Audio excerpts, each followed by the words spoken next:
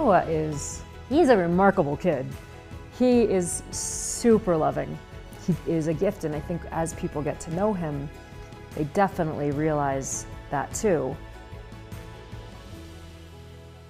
I went in for a 6-month sonogram, and it's usually like, yay, congratulations. And instead she was like, I think you should go see the neonatal cardiologist. And that's not what you want to hear at a sonogram. I'm thinking my baby has a heart defect and he's gonna die. My midwife calls and says, well, they think the baby might have Down syndrome. And at that moment, frankly, it was an enormous relief because I knew he was gonna live. I just kissed his whole body and said, I love you, I love you, I love you.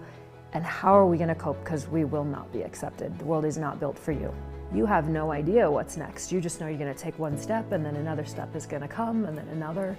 And every day unfolds and you realize there's a lot of beauty on this path. But where's my kid gonna live? Who's gonna be his friends? Is anyone gonna employ him? Every day is just a step out on faith. I was losing a lot of sleep, over like wondering what on earth are we gonna do next? And I get a call. My dad had a stroke. The stroke had affected the entire left side of his body. My whole world was just absolutely crumbling in, and I've got one hand on Noah and the other hand on my dad, and I thought, we're going down. There's no way. We are gonna go down. Meanwhile, we go down to the National Ability Center to do this huge tour.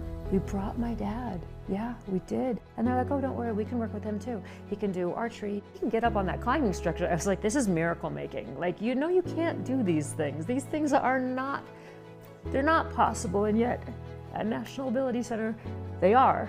We're at the National Ability Center and they're trying out different recumbent bikes, and he started biking. When he was in the neuro unit, all he wanted to ask the neurologist, like, when do I get to bike again? And just to see him biking and to see the people, the way they treated him, because at the National Ability Center, you're an athlete. Nowhere else on earth, are you an athlete? Your whole life can have meaning. No matter what happens to you, there's a step forward if there's the right people who support you. The National Ability Center pulled off the impossible. When I'm on a bike at NAC, I feel freed from my limited ability. Maybe that's how a bird feels when it flies.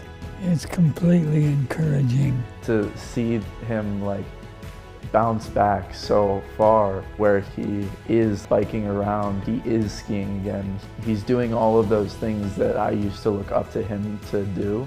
It makes me just as happy as I'm sure it makes him.